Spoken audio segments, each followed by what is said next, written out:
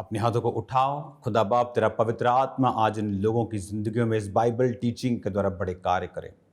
वचन को समझें, वचन के ज्ञान को लें खुदावंद, और बड़े काम अपनी ज़िंदगी में होते हुए देखें।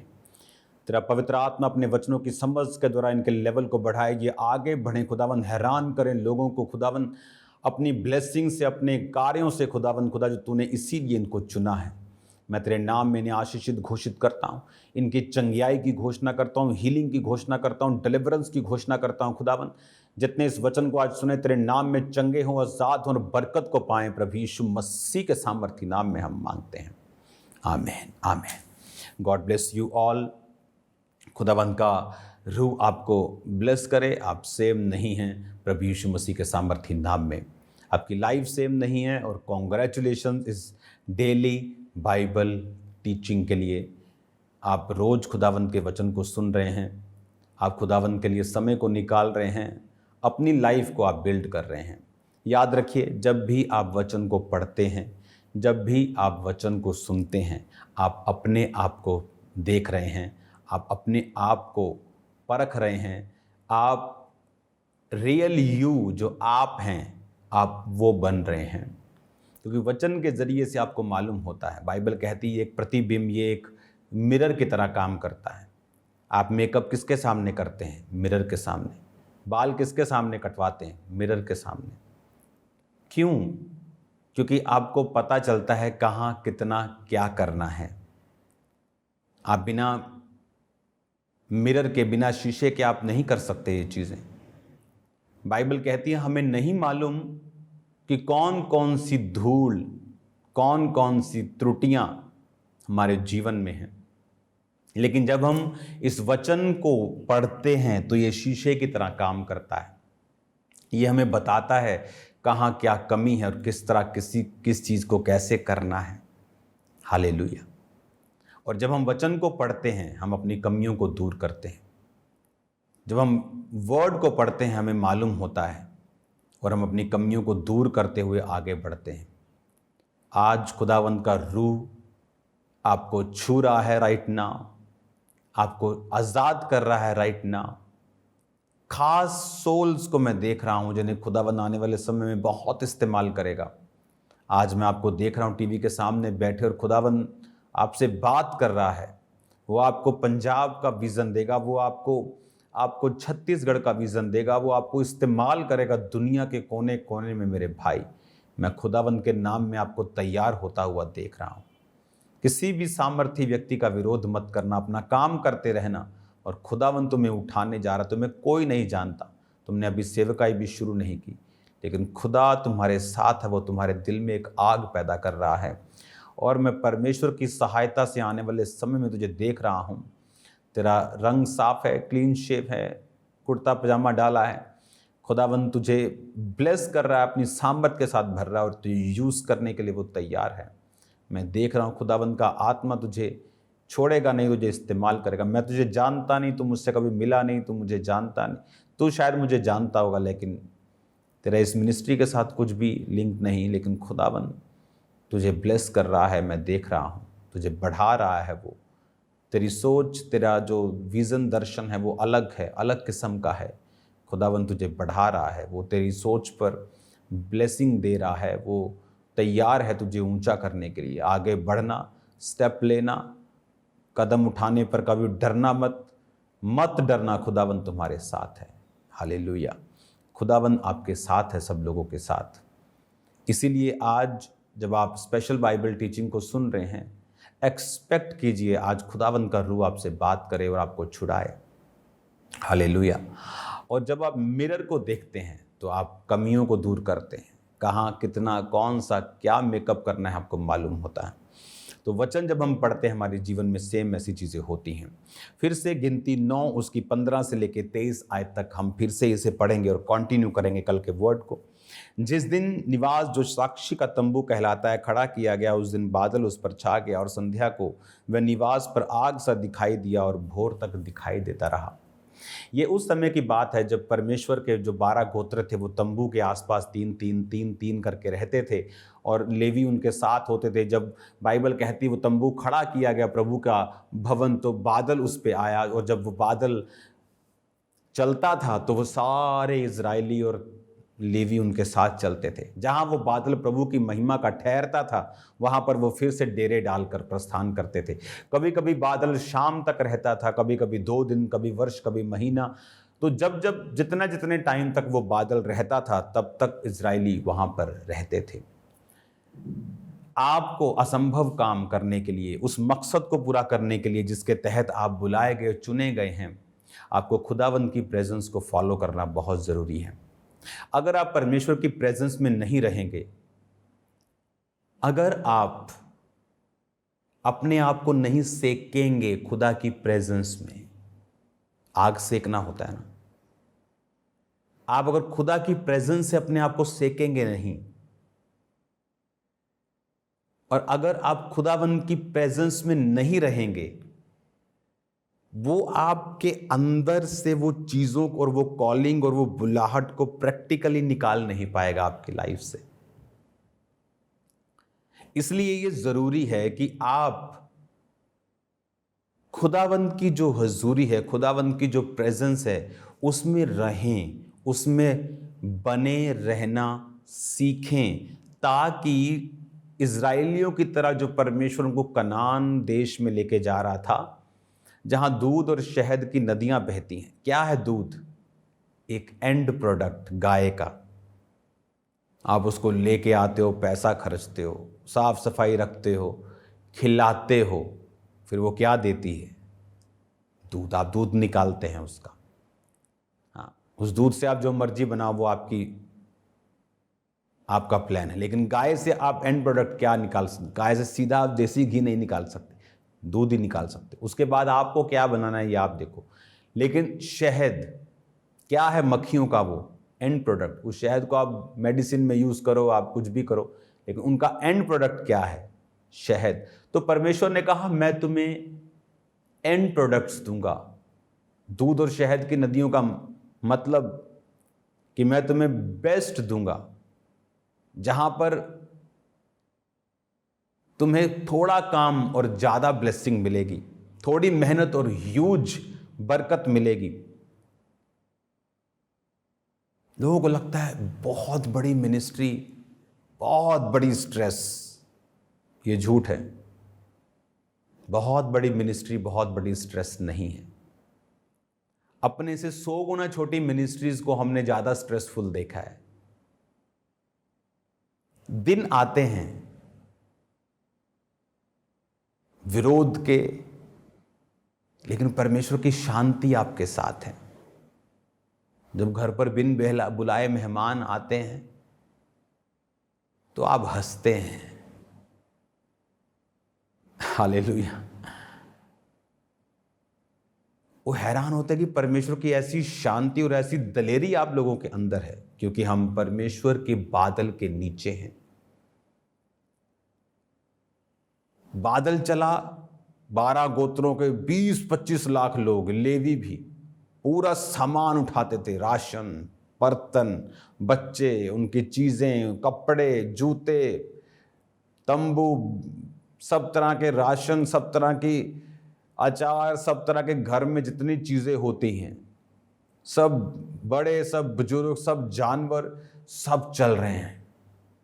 इमेजिन, परमेश्वर ने इतना मुश्किल क्यों रखा? ऐसा क्यों नहीं कि एक जगह आ गया परमेश्वर, मतलब 6 महीने भी वही तुम यहीं रहोगे। तो उनको तसल्ली है कि 6 महीने तंबू अब सेट कर रहे हैं तो 6 महीने कम से कम। लेकिन लिखा शाम के टाइम, कई बार भोर के टाइम। आपको कई बार परमेश्वर भोर को बोलता है। मैं पढ़ता हूं उस वचन को। कभी कभी बादल संध्या से भोर तक रहता, जब वो भोर को उठ जाता था तो वो प्रस्थान करते थे। 21 आयत लिखा, जब वो भोर को उठता था तो वो प्रस्थान करते थे। जब भोर को उठता था तो प्रस्थान करते थे। भोर मतलब क्या? भोर मतलब कि बाइबल कहती है कि मैं सुबह को तुझे पुकारता हूं। कि कई बार परमेश्वर आपको 3 बजे सुबह उठाता है, चल प्रार्थना कर। आप बोलते हो परमेश्वर क्या है इतना टाइम, मुझे सोना है, 4 बजे प्रार्थना कर, रात को प्रार्थना कर। क्योंकि परमेश्वर की प्रेजेंस में बने रहने का एक प्राइस है। जिनको लगता है कि वो ना प्रेयर करते हैं, मुंह उठाया कॉलेज, मुंह उठाया पार्टी, मुंह उठाया दोस्त और बोलते हैं मैं क्रिश्चियन हूं। हाँ, आई एम ए क्रिश्चियन। खुदा मेरे साथ है, उसकी प्रेजेंस मेरे साथ है। उन्हें मालूम ही नहीं कि खुदा उनके साथ नहीं है। वो नाम के पीटर जॉन क्रिश्चियन हैं, लेकिन खुदा उनके साथ नहीं है। खुदा उनके साथ है जो उसके बादल के नीचे हैं, क्योंकि खुदावन की प्रेजेंस में चलने का एक प्राइस है। शाम को आए, तंबू खड़े किए, बैठे और लिखा भोर को फिर बादल चला। फिर बच्चों को उठाया, चलो उठो चलें, बादल चल पड़ा आगे, और फिर वो चल रहे हैं। नींद में बच्चे चल रहे हैं, किसी ने उठाया हुआ है कि प्रभु ये क्या हो रहा है हमारे साथ। 2 दिन तो रहता, नींद तो पूरी करने देता। लेकिन परमेश्वर उन्हें ट्रेंड कर रहा है। स्पिरिट के हिसाब से चलना आसान नहीं है, इसलिए बाइबल कहती है कि आत्मा के द्वारा जब तुम शरीर की क्रियाओं को मारोगे तो तुम जीवित रहोगे। हालेलुया। उसकी प्रेजेंस में, परमेश्वर के जब आप हुजूरी में रहेंगे तो परमेश्वर आपकी जिंदगी से बेस्ट जो आपके लिए सोचा, जो आपकी बुलाहट है, उसको निकाल पाएगा। आदम जब तक डीप स्लीप में नहीं गया, परमेश्वर उसकी पसली से हवा को नहीं निकाल सका। अगर आदम जागा रहता और बोलता परमेश्वर ये क्या कर रहा है तू, और मुझे दर्द तो नहीं होगा, ये जो तूने निकाला है इसकी जगह कुछ लगाएगा भी, तो 100 सवाल डिस्ट्रैक्ट होता वो। परमेश्वर जब तक उसे गहरी नींद में नहीं ले गया, उसके अंदर से हवा जो उसके लिए सबसे जरूरी थी निकाल नहीं पाया। इस दुनिया में आपका सबसे बड़ा हेल्पर कौन है? आपका पार्टनर। आप जानते हैं, अगर आपका पार्टनर आपके दर्शन में आपके साथ नहीं, आप 50% हैं। मोस्टली लोग अपनी वाइफ से नहीं बनती, अपने हस्बैंड से नहीं बनती। क्या बिजनेस करते हैं वाइफ को मालूम तक नहीं, क्या काम करते हैं वाइफ को पता तक नहीं। बताकर अगर आप देखेंगे, और वाइफ के अंदर भी इतनी अगर पाचन शक्ति हो कि बताने के बाद आप उसको मिसयूज ना करें, तो आप देखना आपका घराना कितना बेटर होता है।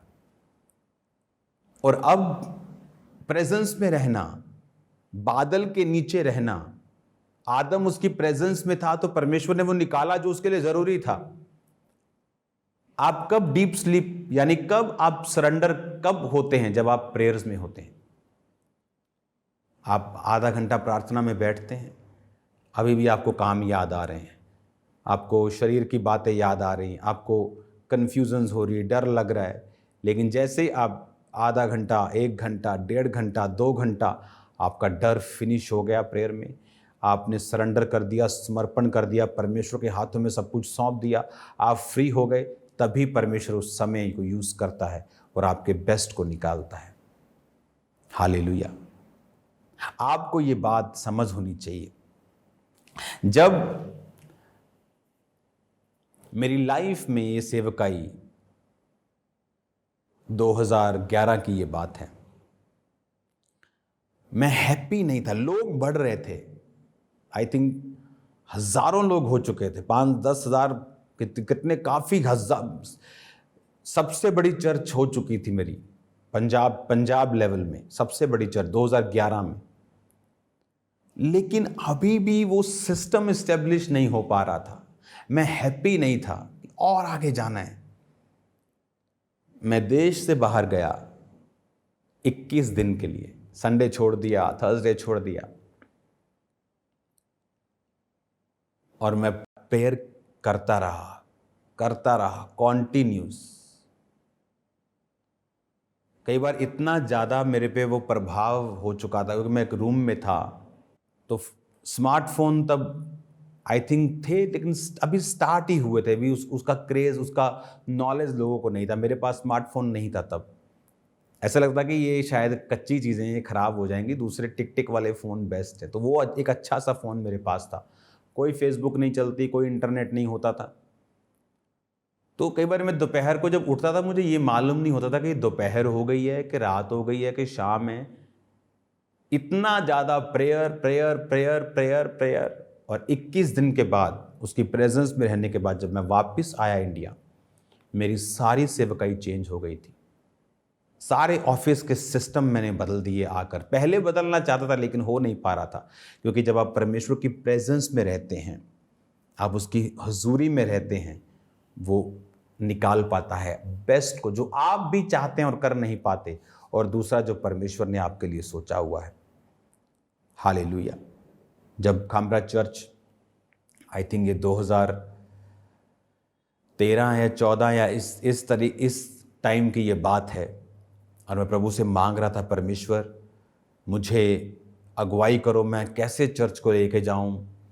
कुछ भी मैं ऐसा करना नहीं चाहता किसी की कॉपी करके कि वो लाइव हो रहा है, चलो लाइव हो जाओ, ओ व्यूवर्स बढ़ गए, चलो चलो हम भी लाइव होते। मैं खुदा से कुछ ऐसा नहीं करना चाहता था। तो मैं मांगता था, रोज कंफ्यूजन्स रहती थी कि क्या करना है, कैसे करना है, लेकिन प्रेयर्स। और एक दिन शाम को मैं सोचता हूँ मुझे प्रेयर में जाना है, लेकिन मुझे दूर जाना है, शहर से बाहर जाके। हिमाचल की तरफ मैं चल पड़ा और एक जगह जाके रुके, नीचे बड़ी खड्ड थी। तो मैं अपने ड्राइवर को बोला, रोक यहाँ पे। अपने साथियों को बोला कि तुम रुको। वो कुछ देर नज़दीक तक मेरे साथ दिए, उसके बाद मैंने कहा तुम यहाँ रुको, मुझे और आगे जाना है। वो जो खड्डें होती हैं डीप, और डीप अंदर, तो मैं अंदर चला गया जहाँ जानवर वगैरह होते हैं। वो उस जगह पे मिट्टी थी और झाड़ियाँ और ये सब पौधे पौधे सब थे। तो मैं जब नीचे गया खड्ड में, तो वहाँ पर एक पीसफुल जगह मैंने देखी और मैं वहाँ बैठ गया प्रेयर करने के लिए। प्रभु मेरी अगुवाई कर, मेरी अगुवाई कर, मेरी अगुवाई कर। उसकी प्रेजेंस को सोखा मैंने, और मैं क्या विज़न देखता हूँ कि परमेश्वर मुझे दिखाता है उस टाइम कि मैं एक जगह प्रीच कर रहा हूँ और लोग स्क्रीन्स पर मुझे देख रहे हैं। और तब मैंने लोगों को बोला था कि जो विज़न मैं देखता था, मैं उनको बताता था कि मैं ऐसे बैठा हूँ और लोग स्क्रीन्स पर देखेंगे मुझे। और आज वो चर्चेस स्क्रीन्स पर देखती हैं, और जो लोगों को लगता था कि पास्टर नहीं है तो गलत है, वहाँ पास्टर्स हैं, वहाँ लोग हैं, सब सिस्टम बने हुए हैं। लेकिन अगर आप पौलुस जिंदा होता तो वो स्क्रीन पे होता। इमेजिन करो, एक पत्री लिख रहा है वो, और वो जा रही है। अगर उसके पास इंटरनेट होता तो दुनिया बचाता वो। हालेलुया। तो तब परमेश्वर ने मुझे विजन दिया। जब मैं ऊपर आया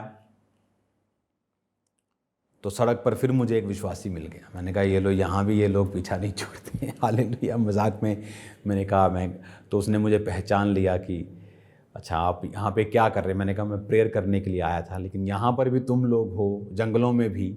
तो ऊपर जाके वो मुझे मिला जब मैं वापस रोड की साइड पे गया। तो ऐसी मेरी लाइफ में परिवर्तन हुए जब मैं बादल के नीचे रहा हूँ। आप बादल के नीचे नहीं हैं, आप क्रिश्चियन हैं, आप ब्लेस भी हो रहे हैं, आप खा रहे हैं, पी रहे हैं, खुदाबंद आपके साथ है। ये भी एक लाइफ है, लेकिन ये भी एक लाइफ है कि खुदाबंद की प्रेजेंस से उन चीज़ों को निकालना जो खुदा ने आपके लिए रखी हुई हैं। तो 22 आयत में लिखा, जब बादल चाहे 2 दिन, चाहे 1 महीना, चाहे वर्ष भर जब तक निवास पर ठहरा रहता, इजरायली अपने डेरों में रहते, प्रस्थान नहीं करते। जब वो उठ जाता तो वो प्रस्थान करते थे। यानी प्रेजेंस के साथ चलना, खुदाबंद की हुजूरी के साथ चलना आपको ब्लेस करता है। अगर आप उसकी प्रेजेंस के साथ नहीं चलते, आप ब्लेस नहीं होते। आपको खुदाबंद की प्रेजेंस को साथ लेकर चलना है और आप ब्लेस्ड होंगे। God bless you all. खुदाबंद आपको बरकत दे, वो आपको ब्लेसिंग दे। इस वचन के ज़रिए से आप बहुत बड़ी बड़ी ब्लेसिंग्स को पाएं। और ये वचन सिर्फ अभी के लिए नहीं, मैं आपको बता रहा हूँ होली स्पिरिट की अगुवाई से, ये सालों साल लोगों की ब्लेसिंग्स का कारण होगा। लोग इसे सुनेंगे और आशीषित होंगे और समझेंगे परमेश्वर की योजनाओं को। God bless you all. खुदावंद के हाथों में मैं आपको सौंपता हूँ। खुदावंद आज शाम को जितने लोग प्रार्थना पहाड़ की प्रेयर्स के साथ जुड़े, यीशु के नाम में लोग डिलीवर हों, आज़ाद हों, चंगे हों, शॉक्ड हों खुदावंद तेरे कामों को देख के। यीशु मसीह के नाम में लंगड़े चले, अंधे देखे और कोढ़ी शुद्ध हों। आज शाम की प्रार्थनाओं के लिए जितने लोग सुसमाचार को फैलाएं, शाम की प्रार्थना के लिंक को शेयर करें, लोगों को इनवाइट करें, वो भी आशीषित हों प्रभु यीशु मसीह के पवित्र नाम में, आमीन। जो लोग आज पहली बार इस प्रार्थना में जुड़े हैं और आप यीशु को चाहते हैं आपके जीवन में आए, क्योंकि वो धर्म को बदलने नहीं, जीवन बदलने के लिए आए। अपनी आंखों को बंद करके अपने हाथों को उठा के मेरे पीछे बोले, प्रभु यीशु, मैं विश्वास करता हूँ आप मेरे लिए मारे गए, गाड़े गए और तीसरे दिन मुर्दों में से जी उठे। प्रभु यीशु मेरे जीवन में आए, मेरे पापों को माफ करें, अपनी संतान होने का अधिकार दें, मुझे ब्लेस करें खुदावंद। प्रभु यीशु मसीह के पवित्र और सामर्थी नाम में मैं मांगता हूँ, आमीन आमीन। आज से आप उसकी संतान हैं। जीसस को फॉलो करें, जीवित चर्च का हिस्सा बने, चर्च में जाना ना भूलें, ताकि आप प्रभु की बातों को सीख सकें, उसकी आत्मा की बातों को सीख सकें, पवित्र आत्मा की अगुवाई के हिसाब से चलें। God bless you all. आज शाम को मिलते खुदावंत की प्रेजेंस में। सबको जय मसीह की।